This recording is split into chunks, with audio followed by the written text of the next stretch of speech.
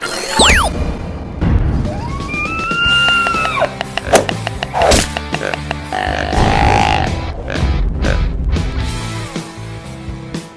everyone, thanks for tuning in to another episode of the BowRush Podcast. This is episode 005. I'm Scott Nelson with co-host Travis Stowe. How you doing today, Travis? I'm doing pretty good, Scott. How about you? I'm not doing too bad. We really want to thank all the listeners that have been listening every single week. They've been replying and sending us emails and giving us a lot of words of encouragement, and we're so thankful for that. Thank you very much. We've got a great guest on today, Mark Seacat. He's been doing stuff for a while. And Travis, how did we get this guy on? Where did we find him? Give us a little bit of background on Mark Seacat.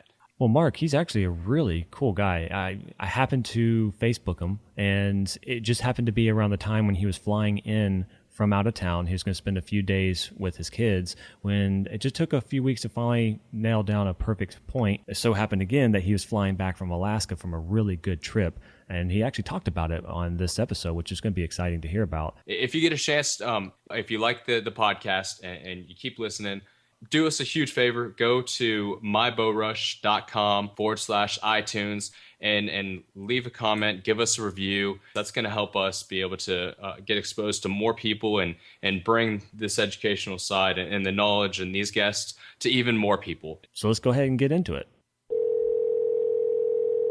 This is Mark. Hey, Mark, this is Travis. Hey, Travis. How you doing? Pretty good. I also have Scott on the line as well. Hey, how you doing, Mark? Nice. I'm doing good. Scott, how are you doing? Oh, not too bad, but I appreciate you coming on with us. Yeah, you bet. You bet. I'm here running triple duty. I got one 1-year-old down, doesn't seem to be screaming, so that's a good thing. And then we've got a 3-year-old that's watching a little TV on the computer, so you might have to deal with me a little bit, but I'm getting there. That's perfectly fine, man. Life happens, and kids are great, man. Oh, for sure. I just recently had a son November 18th last year, so I'm right in the same boat with you. Nice. Well, cool. We want to kind of dive right into some of it. First off, there's just so many great images of you out there with phenomenal different species, and kind of see articles that have been written or you have written. But from your mouth, how did you get into hunting? Oh, I basically grew up. I'm from Montana. My parents moved out here before I was born, and started hunting elk. My dad answered one of those elk hunters needed. In the Tobacco Root Mountains in Montana, we got an overpopulation type of deal in the newspaper, and so he went out to a place and started hunting on a ranch in 1975 or 76. Oh wow! And my mom, killed an elk when she was pregnant with me in the fall of 78, and I was born in February of 79. So I've been doing it about as long as you can, and Montana's crazy. You can't start hunting until you're 12 once you go through hunter safety. But I started following around, with my dad when I was 4 or 5, and spent a lot of time learning about hunting from my dad and godfather and those type of folks. And yeah, just, when I was 12, I shot my first elk, cow elk I think I was at 6 yards. Oh my gosh. And just about every year, other than a couple, from 12 to 35. So a lot of elk hunting, a lot of experience there. I see that you're using a bow, and obviously you're using different types of weaponry. Are you using a muzzleloader, a rifle, as well as a bow, or is it strictly bow these days? Yeah, I hunt with whatever weapon I have available. I try to. I think that maximizes your opportunities. Obviously, if you can hunt with a bow, hunt with a rifle, hunt with a muzzleloader. I've hunted with a muzzleloader one time. I had an elk tag I drew in Utah with a muzzleloader. I've killed elk with rifles and bows and muzzleloaders now. But anything I can get a tag for, I'm hunting with just about every weapon. I don't hunt with a crossbow, and that's about it. So. Well, in the past, I think I read up something about that you used to be a climber before you really got into hunting, or aggressively through hunting. But do you still climb? Do I still climb? Good question. Not really a ton anymore. My last big climbing trip was 2008, and I just got back from a archery mountain goat hunt up in Alaska. And the last time I'd been to Alaska in 2009 on a sheep hunt, and then in 2008 was my last real climb. And I went up there on Denali in the Alaska range there, and spent a month on the mountain with 5 good buddies, 6 of us total, and climbed Denali a few times. And I've climbed all over the world, but since I got back in 2008, I met the woman that would become my wife right before I went on that climb. And when I got back from that trip, hunting got that much more important in my life. And I always hunted, and then I found climbing through good friends in college and people that were, the right kind of mindset of guys that were just like getting out after it, and, the kind of buddies that were just like, hey, let's go do this. And, the kind of people you couldn't say no to, and kind of found it that way. And, met some great people and had some great experiences. And I just don't do it. It's tough. I just don't do it at that same level anymore. Do you think that the aggressiveness that you did when you were climbing, did you apply some of the things that you've learned to at least keep at it when you apply to hunting? I think there are 2 things that you can relate a lot between the two disciplines, really, because it's kind of the same. Climbing is not a sport. You don't keep score. Hunting is not really a sport. You either fill the freezer or you don't. And, there's scores that you can put on animals, but to be honest, I don't really buy into that much. I think it's much more about the experience. And so when it came to like relating climbing to hunting, I think a lot of it was like the type of gear, like, okay, wow, the type of boots that you use when you're climbing are a lot different than what people are, saying are the boots to use in the hunting industry, or the sleeping bags, the pads, or the tents, or the types of stoves. But I think the biggest relation really between the two is the partnership that you have with someone else. And then it's like in climbing, putting my life on the line with this person, and they're doing the same with me. So there's obviously a lot of trust there, which I think is really cool. And I think that, my hunting partners are the same. I would say that it's something where for me, the guys that I go into the woods with are, usually EMTs, usually, spend a bunch of time out there. If something were to hit the fan, they could get me out of the woods, or know the necessary steps to help make it happen. So I think a lot of it's like that. I think there's a brotherhood associated with both that you can relate between the two. Yeah. For sure. Well, there's something, kind of jumping back into something you were just talking about. Climbing isn't necessarily a sport, and hunting isn't necessarily a sport.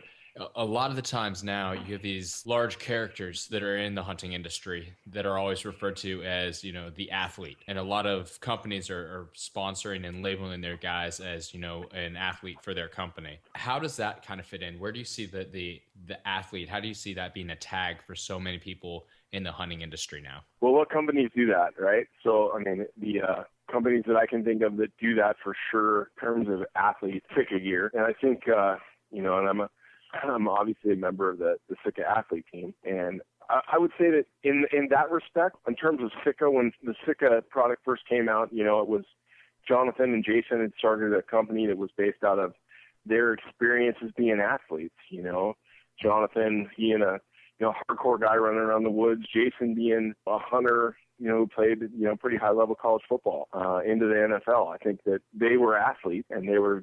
I think that it was an easy thing for them to say, okay, hey, our team's going to be called Athlete. And I think amongst that group, it's such an interesting thing because, most people wouldn't think as hunters as athletes, but if you look throughout that group, and if you look at a lot of like guys that I don't know if the best term is, they're not the best hunters because we all know that they're, everybody out there is a really good hunter. I would say that a lot of guys that get some marketing steam behind them or get some companies that are supporting them for whatever reason, I would say that a lot of those guys are athletes, whether it be college football or however it was. Like a lot of those guys push it in terms of being someone that I would say that they're very athletic in what they do. Well, I guess especially for the way you hunt, because you do more of the spot and stock, not sitting in the tree stand. Is that correct? Yeah, but you know what? I'm really falling in love with whitetail hunting, so I won't say that I don't do that. I last year I had my second son was born last fall, and so I got to spend a lot of time close to home here. And we live right, on right next to a whole bunch of amazing agriculture and cottonwood river bottom systems. And I put 26 sits in last year and saw a bunch of great deer, and I hunt Ohio every year. So I would say I do like that. I'm getting more and more excited about it, especially when you see some big bucks. I think it's pretty easy to be excited about it. Are you using a tree climber or a stand? I'm just using stands. I'm using muddy stands, lone wolf stands, Okay. strapping steps on, tree steps on. And I kind of like doing that because I feel like it helps me. I feel like I earn it a little bit more. I've never gone on an outfitted whitetail hunt. It's cool. I really like it. But most of the stuff that I do is like heading into the backcountry, spend 4 to 8 nights out there. I had a 22-day backpacking trip this year in the NWT. So most of it's just like get out and put a pack on your back and go with good friends and eat good food and work yourself and see if you can find something cool. Being in Georgia, I haven't really had the opportunity to do a backpacking hunting trip, but I think every year for the last 4 years now, I've done the AT kind of just sectioned, and I absolutely love it. Just getting a backpack, getting a couple of guys, and hiking up the mountain and seeing the incredible views. Having sitting by the campfire. Last year, I used to have a tent. Now I'm really working with a hammock, and now I'm falling in love with that. But going into hunting, I mean, that's one of the passions I think is probably a future goal. Scott and I are even thinking about one day trying to plan a hunt out west together, but we haven't found out the place or time, location, all that stuff. But when you go out with your buddies and you are 10, 15, 20 miles into the woods, or is it more of you have a certain area? It just depends. It depends. Certain areas, sometimes it's deep, sometimes it's close. Like a lot of it's, reading maps and figuring out what the elk are going to do, figuring out what people are going to make the elk do. It depends. It depends. Some of them, when we get dropped by a super cub in the Northwest Territories, we're hundreds of miles from any roads. So wow. It just, who knows? Do you have to do a lot of preparation, like fitness wise? Fitness wise, I've always been able to really just kind of rely on natural ability. I think that, and a lot of it, back in the day was okay. I would have a hunting season, and then I would have a climbing season, and I would have a skiing season, and then it was springtime, and you start, running and getting out there and starting to climb peaks. And I think anymore, a lot of it, just with as busy as my business has gotten in this industry, I spend a lot of time at trade shows and, eating shitty food on the road and that kind of stuff. And, I think the biggest thing for me is just trying to maintain as healthy a lifestyle as I can in terms of, trying to eat healthy and get good sleep. And I spend so much time with my boys. I really don't know how people find time to work out the way people work out. I'm right there with you. I used to go almost every other day until my son was born. Now I seem to spend more time with him than get out there. I do as creatively as I can inside the house. And I feel the same way. It's just like I would rather be home. I just got back yesterday from a hunt. Adam Foss, one of my good buddies, had a mountain goat hunt on Kodiak Island in Alaska. And he killed his goat on the second day, and I bailed out to come home and spend some time with my family because I'm gearing up for just a whirlwind November and crazy, a lot of hunts going on here in Montana. So I just bailed out to, run back home. And I think that's kind of how I look at it most of the time is how can I maximize my time with my family? How can I eat as healthy as possible? And my hunting season pretty much lasts from, July 15th to December 15th, January 15th, depending on the year. So if I don't really do a lot during the off season, I like to say I come into the season fat and happy, and I leave really fit and strong. So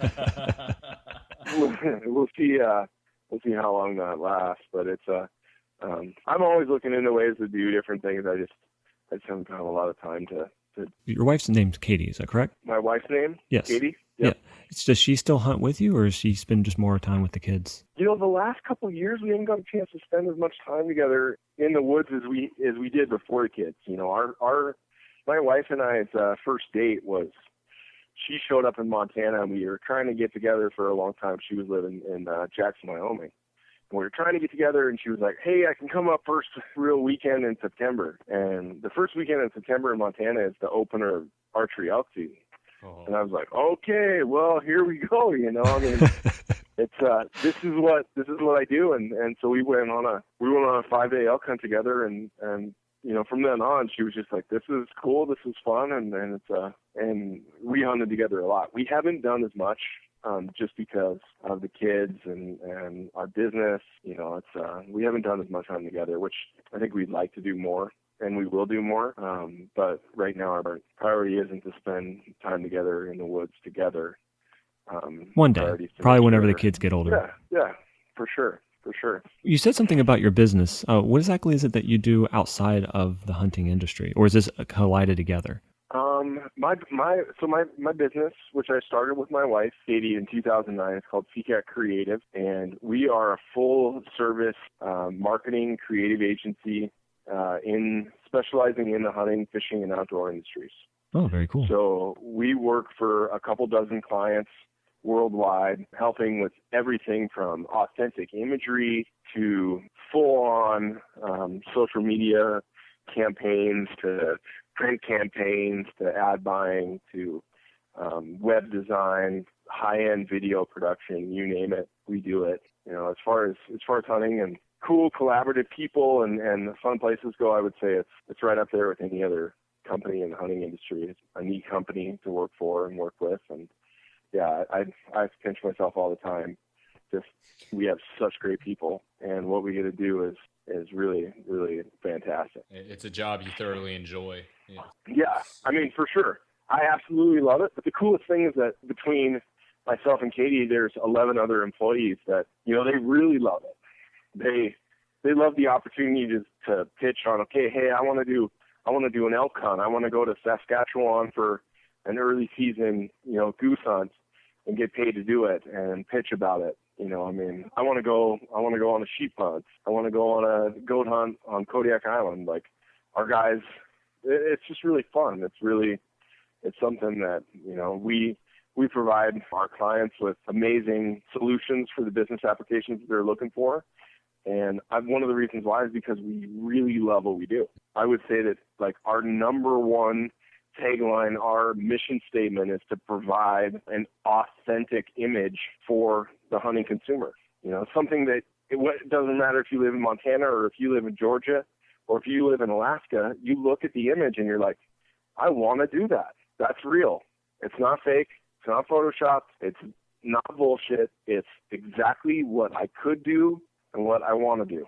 That's what we do. So for the movie that obviously everybody's been talking about it, but it was the Searching for West. Was that your company collaboration? Yep. So Searching for West, yeah. Searching for West was a collaboration effort between, you know, a few different ways. Searching for West came about. Sitka Gear has always been a great supporter and a great sponsor. You know, they were like, hey, we'd like to build a video. We want to create a piece about your elk hunting season next year. And I was like, okay, cool. You know, we started getting ready and getting excited about it. And I think we got an approval on the funding in October. What year was that? October of 2010. And in December of 2010, we found out that Katie and I were going to have a baby that next fall. And so it was just like, ooh, you know, here we are. We're going to try to tell a story about elk hunting and fall spent hunting, and we're having a baby. And it became apparent right away that it was just like, you know what, I think that's the strongest story here, you know, is talking about what it's like to have a little one and have an elk hunting season. And I reached out to a really good friend of mine and Christopher Murphy, who owns a production company here in Bozeman, who's just really, really talented. And his team said, yep, we'll jump on board. You know, I mean, none of us made any money with it. It was a passion project, for sure. But it was we put a lot of effort into it, and it's a cool piece. I really enjoy it. Some people love it. Some people in the hunting industry, it goes over their heads. You know, some people are just like, I don't really get it. They didn't kill anything, you know. And yeah, for me, it's a cool snapshot of a year, fall, and some, you know, it's a cool scrapbook piece. And you know, that fall, you know, I found a new area and was trying to learn it and trying to figure out how to hunt it, you know, while we were filming that piece. And you know, that year didn't work out. The next year I killed a giant 6x7, and last year I killed a even bigger 6x6. So it's something where everything comes with time. Yeah. And it was a cool deal. What really caught me on that video, the film of it, was that my son was born on November 18th, and even though I haven't really had the opportunity to go out to the extended hunts 4, 5, 6 days, it's usually just a day here and there, and especially that year, I even had a chance to hunt. And yet, once he was born and I started watching that film, I almost felt like, okay, I'm drawn to wanting to go hunt, but then when I finally did, I was drawn to want to go back home, and I connected with that video. But when you go hunting, it doesn't look like it's just you. I mean, you seem to have a crew with you as well. How hard is it to go hunting and have a crew, try to film and do all these things at the same time and keep everything running? It really depends on the trip, you know. A couple things, like most of the time it's me and like one buddy. You know, if we're doing something special that we want to film, you know, it's a bigger group. This summer we had a guide, an assistant guide, and 5 members of my team, including me. And so we had 7 people on a 22-day backpack hunt in the Northwest Territories. And, you know, we were filming that one. So some of them are bigger projects. I would say 95% of the time I just go hunting. And I would say, you know, of that, like I would say 98% of the time it's just Adam Foss and I hunting together. Oh, cool.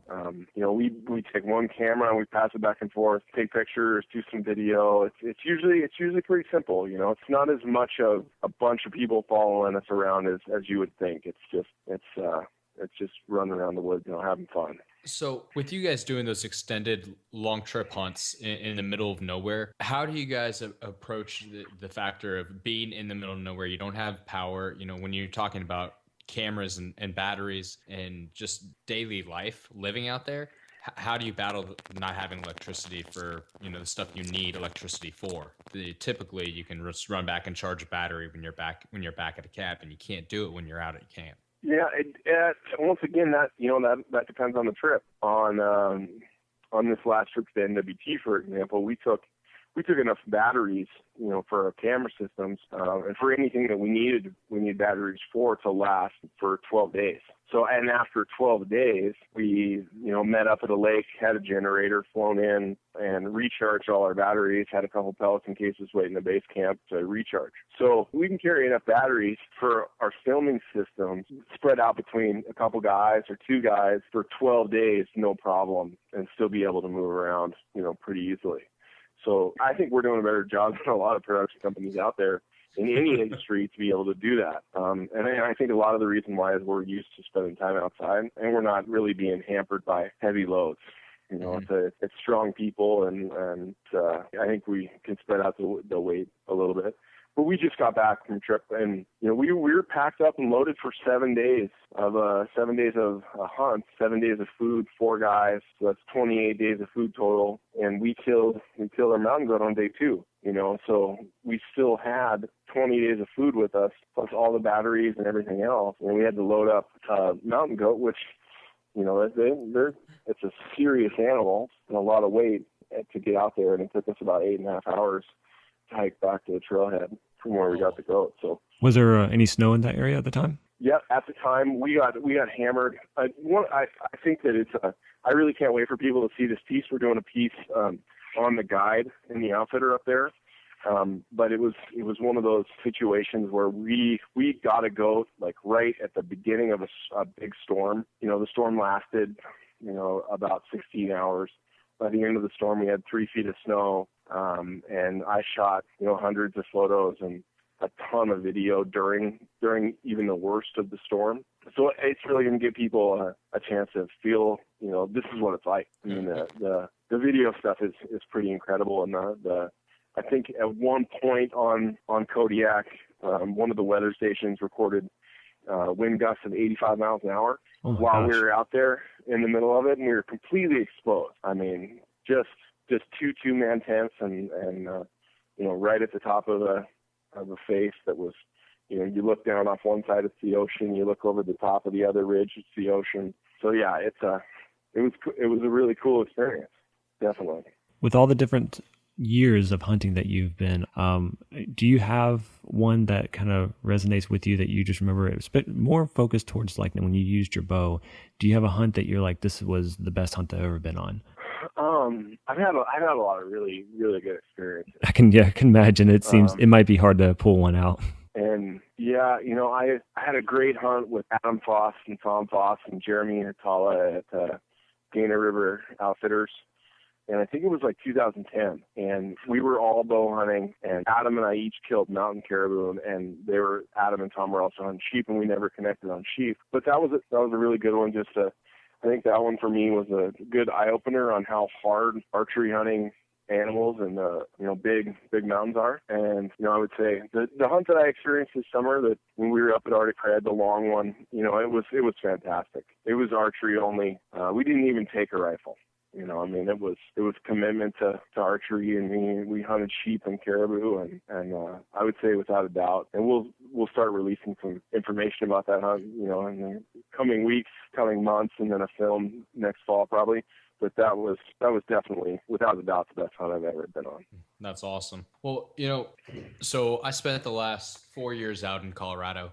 We're starting to see this huge, I guess, influx of these teenage kids to the mid-20s that are trying to make that push to become, the pro hunter, and quote unquote pro hunter. And that's kind of been a big topic of debate is, there's no such thing as a pro hunter. You don't get paid to go out there and kill the elk, or you're not necessarily getting paid to go on that goose hunt. But there is the guys that are like you that have found a way to take those hunts and those opportunities and turn it into a career that actually physically makes them an income. Can you talk a little bit about your perception on that and shed some light on it for these guys who are trying to get to that side of the industry? So I agree. I agree with the early statement about, like, there's no such thing really as a professional hunter unless you are an actual PH, which is the term for guide in Africa, and those guys that are, guiding people and taking them out. So it's often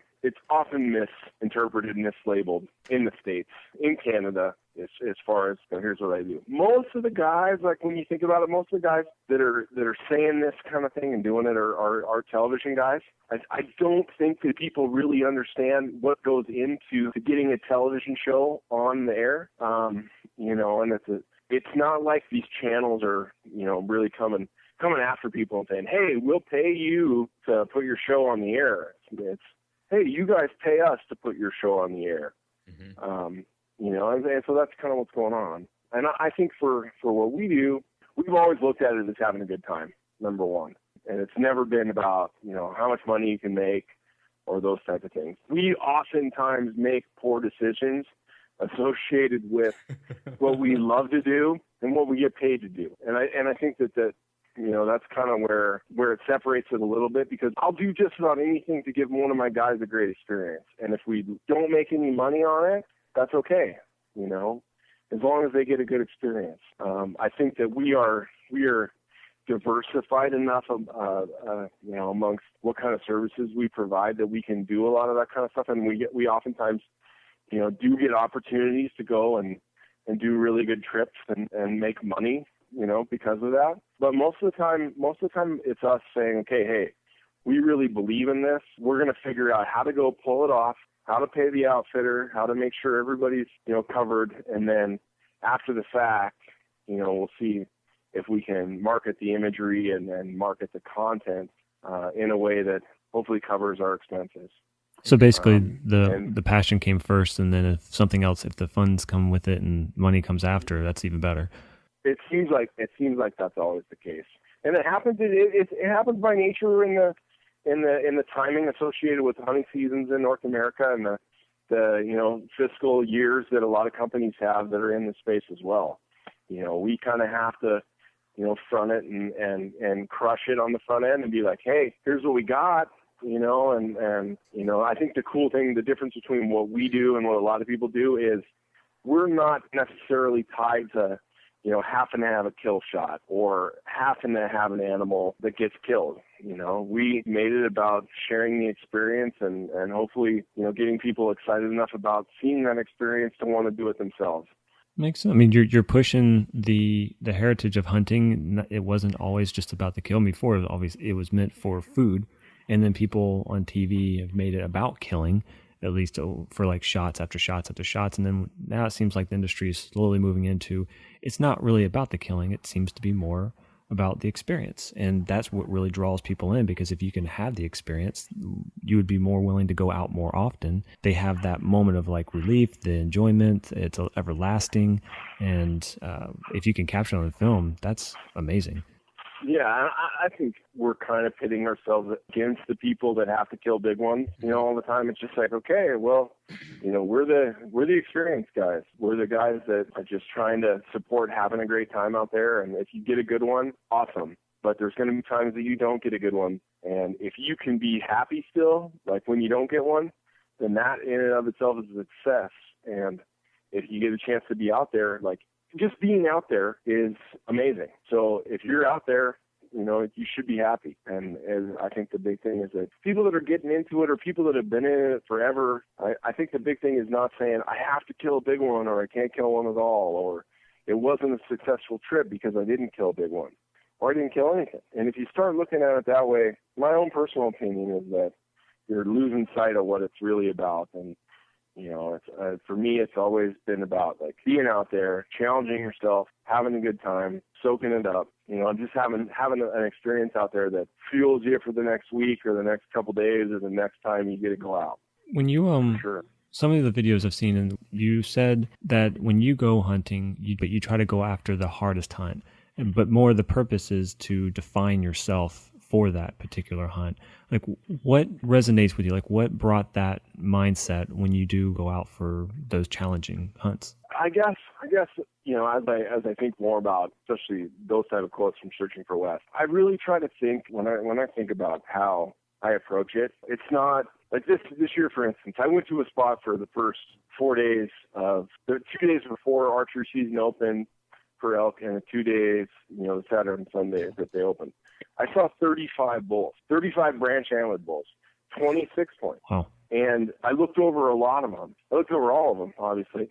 And there was only one that I would have been like really excited to go after. And I think for me, it is that older age class animal. It's something that it doesn't have to be big, but if it's older, that gets me excited because that animal is really smart and I get to go and I get to test my skills versus that one. And, for me, like, that's what it is. So by the end of the season, this year, for instance, I had a great trip up in the NWT. I came back. I had an awesome time, the opener of archery where I spent 2 days hunting for myself. Then I went up. A buddy of mine drew a special tag where I spent 6 days hunting up there. Came back, took another buddy out for 3 days, went to Kodiak Island for, I guess it's been 6 days that I was up there. So I haven't really put a lot of time towards my own hunting. Really just 2 days where you could hunt, 4 days of a trip, 2 days scouting. So for me, I kind of like spreading it out. As much as I would hate it if my wife, who's probably in the kitchen, from here, can hear me, I like spreading it out. I like having as much time out there as possible. I like the change in seasons. I like going from a bow to a rifle. At the end, if it happens that I don't get one with a bow, I've got an 11-week hunting season that I get to experience everything from hunting in flip-flops to hunting in La Sportiva Spantex, high altitude mountaineering boots, and freezing your ass off. And, the only thing that I really care is that, like, if I do pull one out of the woods, like, it's far enough back that I've had to earn it. The days of me loading up an elk like full into a truck are over.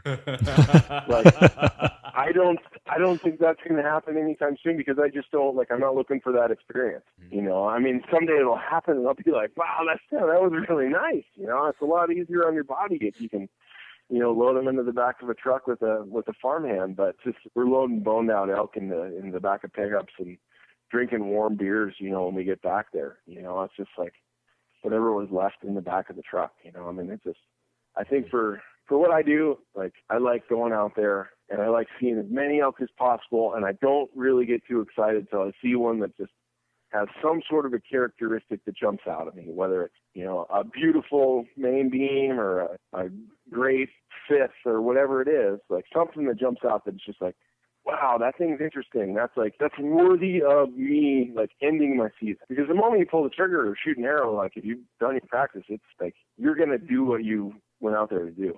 Yeah. And the moment that happens, like, your season's over for your own personal hunting. I can go with friends, and I do that all the time. I like it. I like having that tag kind of burning a hole in your pocket and, pushing you to get stronger and hike further and check out new places that you haven't done. And it's one of the beautiful things about living in Montana, you know, and it sounds like for you guys, you're trying to figure out some of those hunts, like, in the future, like Idaho, Montana, Wyoming, Colorado for elk hunters. Like, just buy the tags, you know, and just go experience it. Start doing it, because, I mean, it is so good, you know, it is so good. And if you're a hunter at all, like, you'll absolutely love it. And the sooner you start doing it, the better you're going to be, the more experiences you're going to have when you're too old to do it, and you can look back on them. So as of now, me and Travis, we both live down here in Georgia, and there's the hunting mentality down here. It's obviously not spot and stock, but it's mostly, you know, you hang a tree stand, you watch the wind, and there's a mental side to it of preparation for the entire off season to pattern a single buck that's been on your property. And, you know, hopefully you got the right wind conditions, the right weather, and the deer's in the right mood, and your tree stand works. You know, living out west, living in Colorado, I was hunting at 11,500 feet a season ago. And just the difference between that glassing, trying to find something, and covering basically as much ground as you possibly can to get to vantage points. So it's a completely different type of hunting. And it's one thing that, you know, I hope more people get out and get to experience it, because growing up in the South, you never really realize that kind of hunting exists, where you're moving all day long, trying to chase and trying to outsmart an animal on the fly. Where here, you're trying to outsmart them before you even get into your stand. Right. You know, and this is one question I like asking a lot of our guests that come on. You've been around hunting since you were born, literally, and you've been in the hunting industry for quite a while. What's something in your mind that sticks out that has really changed within the industry? I'd like to think that people's imagery is getting better. It's getting more authentic, and I'd like to think that my own beliefs in the photos I've taken and the people that I've influenced have had a lot to do with that, really. You know, I started working in the hunting industry in like 2003, and I would say that without a doubt, like, it's changed a lot since that time period. The grip and grin used to be such the standard, and even in advertisements, you know. And I think now that has really changed, you know, and it's changed to, like, people packing out bulls and people doing all kinds of things that are real, authentic, beautiful parts about hunting. And I think that you see a lot of people, like, trying to emulate that and doing it the wrong way. And it's really easy to see if somebody's being authentic or not. You know, I think the hunting industry has changed into, you know, something that I think it's for the better, really. I think there's, you know, kind of an unwritten code on, you know, what people will share and what people will do as far as marketing materials, and I think it's gotten better. It's gotten a lot better. Well, how have you seen the demographic change, or has it changed from your view? I think the demographic, you know, I mean, obviously the number of hunters is growing, you know, and I think a lot of that, there's been a high influx of people they're getting into archery. You know, some of these really cool movies that you start seeing and stuff that's been coming out, you know, whether it's Hunger Games or Brave or, you know, these things that are influencing younger generations. You know, I think we're seeing more archers. Yeah, you clearly have kids. I think that I clearly have kids. Yeah. I mean, obviously, like, more and more kids are getting into NASCAR because of Cars and Cars 2. And, you know, we've got all these crop duster kids, you know, because of Planes and Planes 2. But I would say that it's the demographic is expanding in terms of, you know, there's a lot of the old guard is still there, but I would say that there's a new breed of hunter, you know, that's pushing it out there, you know, both in what they're trying to do and the message they're sharing and the type of imagery that they're promoting. And, you know, I think it's really cool to be a part of that crew. Going into with the family aspect of it, because your kids are fairly young, you said 2 and 1, correct? 3-year-old, 3 and 1-year-old. And 1, okay. Now, well, I guess the 3-year-old's walking. Have you introduced hunting to him yet? Oh yeah, for sure. I mean, my son has been in, you know, whitetail, ground blind. He's been on antelope hunts. Wes has been. Towns isn't exactly, you know, walking yet. He's just turned a year in September, but he's crawling really well. And like, my son's got a little longbow. Wes does, you know, and he shoots his arrows at our targets and that kind of stuff. And you know, my son gets a every time I go on a trip, I just, come back from Alaska, I brought him a, stuffed animal moose. He's got elk and mountain goats and bighorn sheep and, mule deer and all that kind of stuff. So hunting for him, and you look around our house, we got a couple mounts and our garage is, filled up with gear and that kind of stuff. And, I think for us, my kids are really into it. And I think it helps them, my son Wes, like if he's eating like prime rib, it's easier for us to tell him that it's antelope because he loves antelope. And we think that the reason why is because he went on an antelope hunt. And so he'll eat that. If you say it's beef, he's just like, I don't like beef. But if you tell him anything is antelope, he'll eat whatever it is. And I think that makes me smile. I hope that, my kids love it as much as I do. And, I know that, they're going to grow up in a household that is pretty open with it the same way I did. And, my parents loved it. They fed us on wild games. So it's pretty cool to be, doing the same for my family. It's going to be a new, I guess you would say, tradition for my family, because my family, we never really had a hunting background. I just happened to get lucky enough that their neighbors were hunters and they brought me in. But so I'm kind of going on a whim. And as my son's starting to get older, I mean, he's not a year yet, but I figured eventually I'm going to want to start introducing the outdoors. I mean, we go hiking, and we actually, in fact, last season we went camping for the first time with him. And that was pretty impressive. Everybody thought we were crazy because he was so young and it was so cold outside, but Georgia, it's really cold. Not really. But it's going to be interesting to see how he progresses, if he enjoys the outdoors, if he even catches on to the idea of hunting. And because I was never brought up that way, I'm kind of going blinded.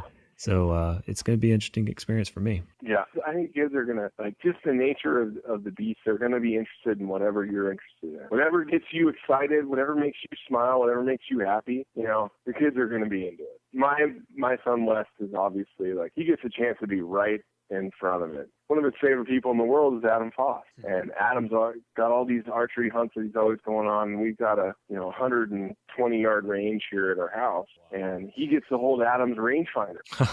And he gets to tell him, what the distance is, although it's like oftentimes check it. Just to make sure. He gets to hand him arrows, I think like he gets to take his little longbow out there, and he gets to wear his little custom Seacat gear outfit, and I think that anything your kids are into.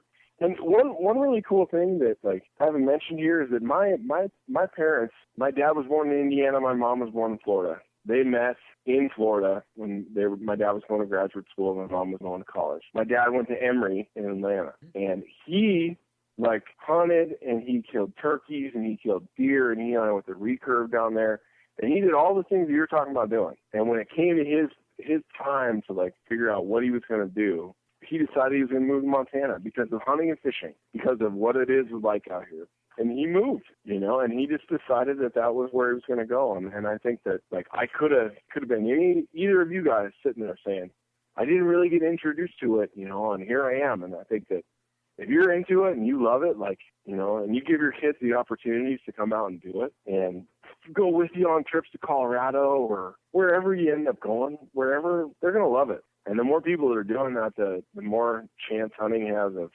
just being that much more protected, because we need people that are looking at it this way, that are happy, excited about it, thinking about the experience, using the game for food, not just care about the antlers and how big stuff is or whether or not it makes the record book and all that kind of stuff. The more people that we have that are getting into it for these type of reasons, the more that the general outside folks that aren't hunters hopefully can look inside. I don't care if they like it or not, but if they can look at it and respect what we do. I agree. And respect why we do it.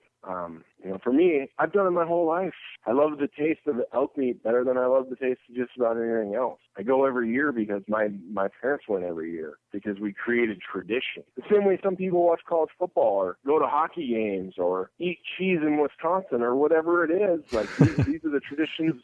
These are the traditions that we have. And I think that, I'm going to pass them on to my kids, and it's a cool thing. It really is a cool thing. And I worked different jobs. I was an elk hunting guide during part of the year, and then I supervised an ecological research center another part of the year. So you got to be on the elk hunting side, and you got to be on the Patagonia fleece wearing side. I think that anytime you can connect with different people about what it is that your passions and have those conversations and not necessarily convince or change people's minds, but if you can get them to respect it, I mean, that's cool. If I can be a good ambassador on why hunting is legit and why it's cool and why it should be protected, then I'm doing a good thing. And if my sons grow up to be hunters, then I have passed that along. And that's the ultimate test for me, really. That's great. When you started out hunting, you didn't wear camo, from what I could read anyways in some articles. And then you made a switch over and started playing with different camo patterns. And what really made you change? Where did you have an aha moment, or was there material that you read that really changed your mind on it?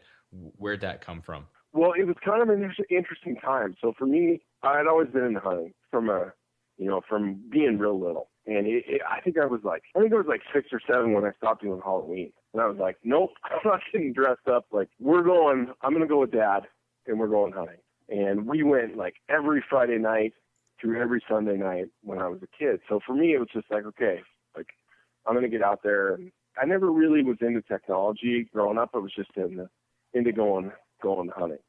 So I had experiences with all types of different clothing and that kind of stuff, and horrible camos, and didn't really have the best gear until I went to college. And I went to school for a year in Colorado, and then I came back to Montana, and suddenly here I am, in Montana, and I'm, doing more climbing, doing more backpacking, starting to get into ice climbing and rock climbing.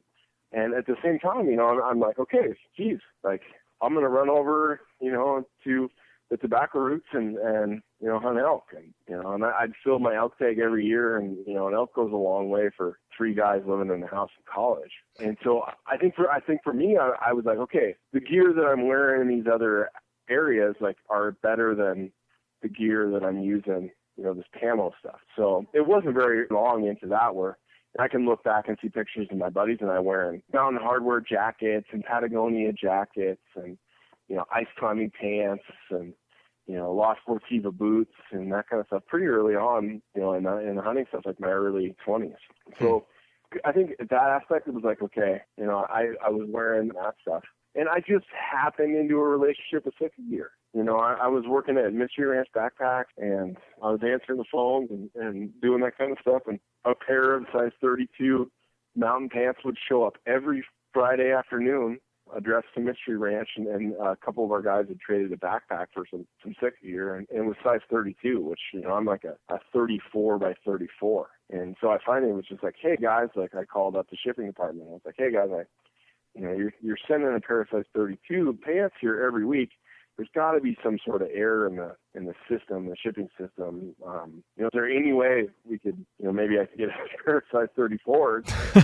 And, their initial catalog was different. It was experiential type imagery. This was before Gore-Tex had jumped in and before Optifade and that kind of stuff. And my biggest archery elk is a grade 6x6 that's, north of 370. And I shot him wearing a green top and khaki mountain pants, the same mountain pants that I got, the same mountain pants that Seacat sent me when I was like, hey guys, you're accidentally sending us pair of size 32s every year or every Friday. And at that point I was like, man, the solid stuff is perfect. Like, I don't need to wear camo. I just want to, I'll use that. And then Gore showed up on the scene and we got a chance to play with Optifade. There was, I think 4 or 5 people had Optifade before it was ever really released to the public. And we got a chance to play with that stuff and just had some crazy experiences, and it was new, it was different, and it was a great thing for me, for my business, and so we just kind of dove all in there and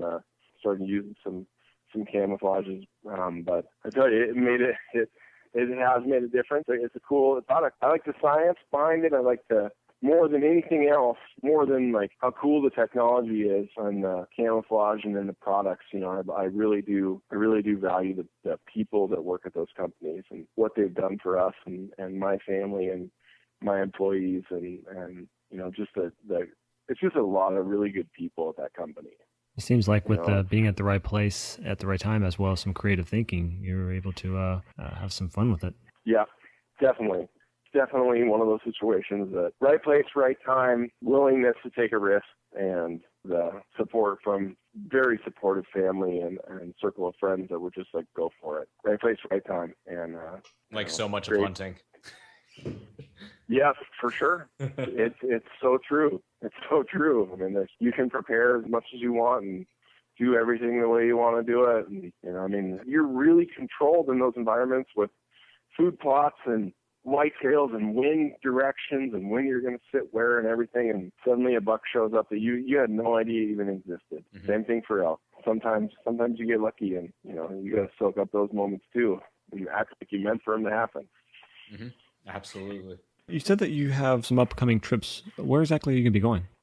I've got some trips here in Montana. I just got back from Alaska, and I've got which I was actually saying I was highly envied, because when you told me you were just flying back from Alaska, I was like, oh my gosh, I could just imagine how cool that would have been. Yeah, just a fantastic trip.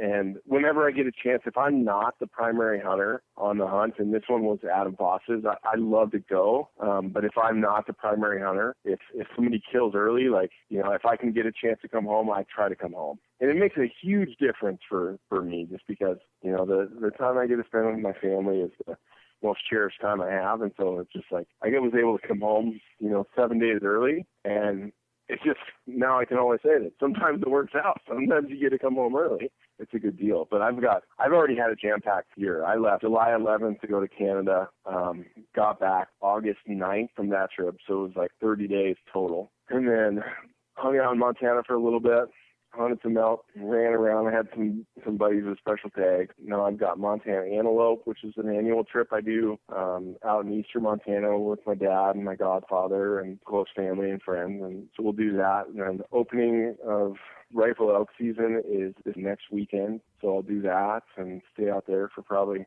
5 or 6 days. And I have pretty much a consistent trips all the way up until November 18th, where I'm just kind of in and out. 5 days here, 5 days there, home for a couple days, restock, wash some clothes, do that kind of thing. I head to Ohio on the coming up here in November, and going on 9 days of sitting in a tree stand for big bucks on a great buddy's place in Ohio. And so I'm really excited about that. And then I come home and we'll do Thanksgiving. And then there's just a lot of opportunities. There's a lot of waterfowl stuff. Like I'm getting into stuff because of my employees. I got a guy on my staff that's just a crazy waterfowl type of guy, and so he's getting me out there doing that kind of stuff, which is fun. And might do a late season archery hunts for mule deer in Idaho. And then there's always coos deer, and it seems like, to be really honest, like I turn down so many opportunities to go hunting anymore, just based on how much time I want to be away and what's important.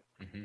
I get to meet some incredible people, and I've been very fortunate to have a lot of people really, really take good care of me, and a lot of very generous folks, for sure. With kind of wrapping up with the conversation, some of the things that you were saying, that you've gone to all these different locations, especially where you're going to be going, with all the different hunts that you go into, are there any things that are essential that you have to have every single time? Either it's going to be the certain clothing, or it's going to be a certain weapon that you're going to carry, or optics, or what exactly are, like, if you have a top 5, what would those be that you always carry no matter what hunt you're going on? Without a doubt, optics. Got to have them. Always take them with you. Everything else, the bow, it's hunting. You need one of those. Yeah, you don't want to be throwing rocks. It's on the list. So definitely the optic. And for me, my big thing, I've been working with Leica since I got started. Love them. Love their cameras. Mm-hmm. Love their cameras so much that I was like, I got to find a way to work with these guys because their cameras are so good. The number one thing. Outside of that, for me, backpacks, super important. Take them on every trip. Doesn't matter where I go, what I do. I use Stone Glacier backpacks. Clothing is obviously important. I use the thickest stuff. Boots are really important for what I do. I use Las Fortivas stuff. And then good food. I think the behind the scenes side of what we do, the preparation for trips, like planning on a 22-day expedition backpack hunt, and that's a serious project. You're not just eating ramen. Yeah, I don't think people realize the amount that goes into that. We bring all of our own food on any kind of outfitted trips we do, just because we have a system where, we're consuming around 3,700 calories a day. We've got it kind of dialed as far as the number of bars that we will have and that kind of stuff. So food's super important. That's kind of my list. It's pretty much everything you got. I think one side twist when it comes to your hunting with carrying all the food in, you have so much food that you're having to prep and bring with you. And off the side of that, if you're just doing just a backpacking trip, not necessarily hunting, you usually have that end goal. If it's a 2-day, 3-day, a week trip, more towards the end, you have less weight to carry back.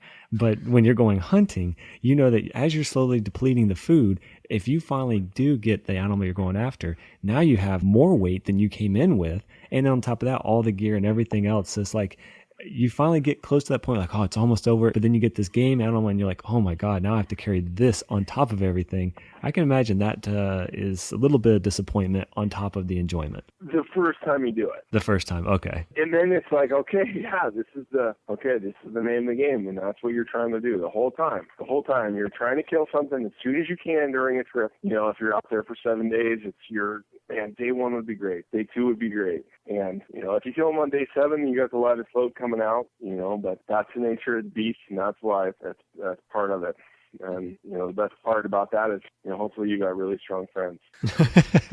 Well, I was on an elk trip last season out in Colorado and had a couple of buddies with me.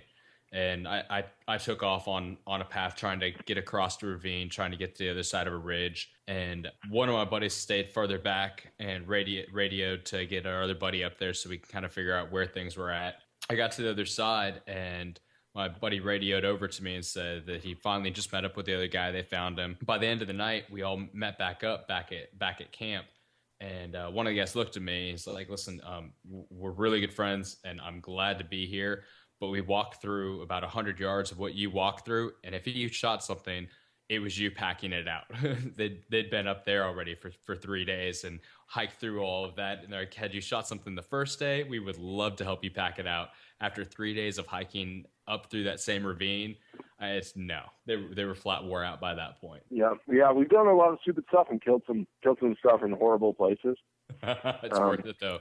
It really is. And I've been down that route, kind of what you just mentioned. I have sat next to a buddy when we looked at an elk that was way far away and a beautiful bull, and he was just like, we would have had to done something really stupid to get to him as far as covering a lot of terrain and horrible conditions, and he flat out told me he would never do what I just said that we had to do. And there's nothing they could do to change his mind, and it comes down to your partner, in a lot of aspects. Like, you got to have somebody willing to do whatever it is that you want to do, experience whatever it is you want to experience, and it's completely selfless because they're willing to do, especially when it comes to elk, because elk are big, heavy animals, and you're going to earn them if you kill them in shitholes. And that's really kind of where you got to go find them. Test your true friendship at that point. It really is. It really is. And it's something where, I've worked my way through partners because people, I packed a lot of elk for a lot of friends that I didn't kill the elk. And I've had a lot of friends do the same thing for me. And you find out really quickly in a friendship, an elk hunting friendship, whether or not you're willing to do that for somebody. And if you are, it's going to be a great friendship, the kind of ones that you just want to soak up every moment. If you're not, you don't hunt elk with them again. Mm-hmm. It's pretty quick. So I've been on both sides. As painful as that is to say and do, it just doesn't always work out. It's like any relationship, my wife isn't the first girl I dated, and I'm pretty thankful for that, because I got to find what I was looking for. And it's the same thing with elk hunting partners. Not everybody's going to be the best, and you gotta figure out how to get to that for sure. What's the best way if someone wanted to follow you? What would be a good way for them to reach out to you, or just to know what you're doing and keep up to date?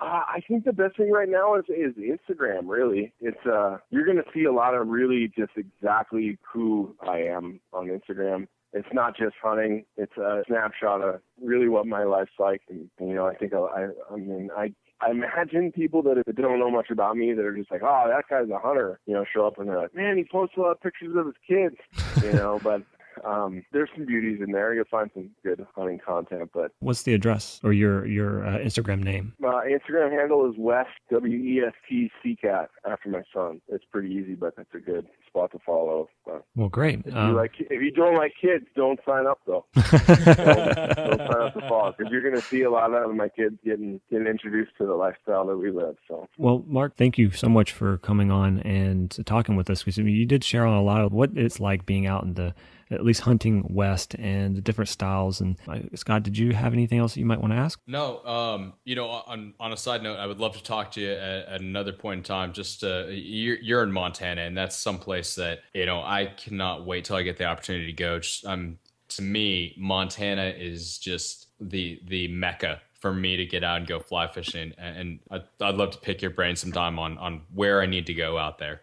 Yeah, for sure. I caught my first fish on a fly rod when I was 4. I've been all over the world catching fish on fly rods. Montana's pretty epic, for sure. Yeah. And you ever want to come out or like putting together a trip at some point, just send me up and I'd be happy to point you in the right direction. That's awesome. That's just thank you very much for coming on with us. It's a huge honor to have you on. Well, thanks a lot, guys. I appreciate the opportunity, and hopefully somebody that's listening out there, maybe this pushes them over the edge. That they're like, yeah, I'm gonna go do that trip. I'm gonna get out there. I'm gonna say yes to my buddy that wants to run out west and go on an elk hunt, or I'm gonna get started hunting. Who knows? Who's gonna hear this thing? But I appreciate the questions, and I appreciate the opportunity to be on here with you guys, and yeah, it's awesome. So thank you very much for having me. Maybe a future date to have you on again to ask other questions that might come up. Yeah, for sure. So, well, you guys take it easy. Good luck the rest of the season, and you too. We'll chat with you soon for sure. All right, absolutely. Well, take care. Okay, take care, guys. Yeah, that was a really good interview with Mark. What do you think, Scott? He's such an amazing guy. He's so diverse. He's done so many different things, and you can really tell he has a passion for the outdoors.